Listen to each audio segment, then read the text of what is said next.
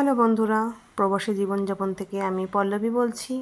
আবার একটা ছোট্ট ব্লগ নিয়ে চলে এলাম। বেশি কিছু না, সামান্য একটুখানি চিলি পকোড়া বানাচ্ছিলাম, তারই একটা ভাবলাম ছোট ব্লগ করে তোমাদের সাথে শেয়ার করে দিই। কারণ তোমরা আমার যা বড় বড় ব্লগগুলো বানাচ্ছিলাম সেখানে তোমরা দেখছো না বা পৌঁছাচ্ছে না রিচ, কোনোভাবে কোনো কিছু ভুল ভ্রান্তি হচ্ছে হয়তো, বুঝতে পারছি না। সে যাই হোক, তো আজকে তোমাদের সাথে শেয়ার করলাম যে নর্মাল ঘরে একটু চিলি পকোড়া বানিয়েছিলাম।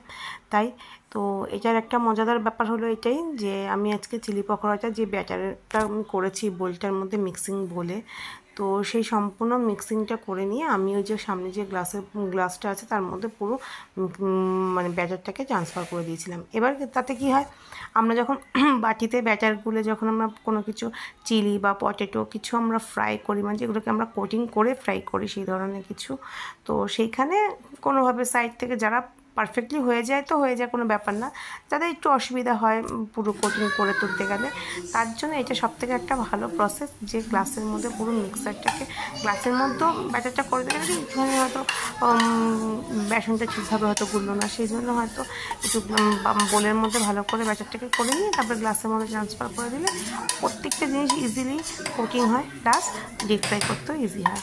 তোমরা একবার বাড়িতে ট্রাই করে দেখো যে তো আমার মতন তোমাদেরও কোনো এরকম হেল্প হয় কি না। যদি হয়ে থাকে তাহলে সেটা আমাকে পারলে কমেন্ট করে জানিও যে এরকম প্রসেসে তোমরা করেছো বা করেছো, তাহলে আমি জানতে পারবো যে না, আমার মতন আরও অনেকেই আছে যাদের এটা ইজি ওয়ে হয়েছে। তো এটাই হচ্ছে ব্যাপার।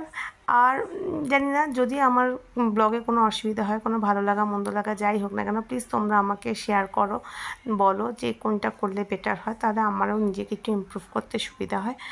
আর সাথে আমার যে পেজ থেকে আমি কিছু শর্টসও ছাড়ছি, তো যদি শর্টস ভালো লেগে থাকে তো প্লিজ যাও আমার চ্যানেলটাকে সাবস্ক্রাইব করো, লাইক করো, কমেন্ট করো, শেয়ার করো, আর বলো আমাকে কি এক্সট্রা করলে ভালো হয়। তো যাই হোক, বলতে বলতে আমার চিলি পকোড়া ব্যাটারের মধ্যে ডিপ করে দিলাম, করে নিয়ে আমি ডিপ ফ্রাইও করতে দিয়ে দিয়েছি। এবার হয়ে গেছে, আস্তে আস্তে এবার আমি এটাকে জাস্ট তুলে নেবো। ফ্রাই হয়ে গেলে টিস্যু পেপারের মধ্যে একটু অয়েল সোক হয়ে যাবে, আর আর কিছুই করার নেই। তো যাও দেখো, পেজটাকে যদি ভালো লাগে তো লাইক করে দিও। চলো বাই বাই, ফাইনাল লুক চলে এসছে, দেখে নাও। Love you, take care, by.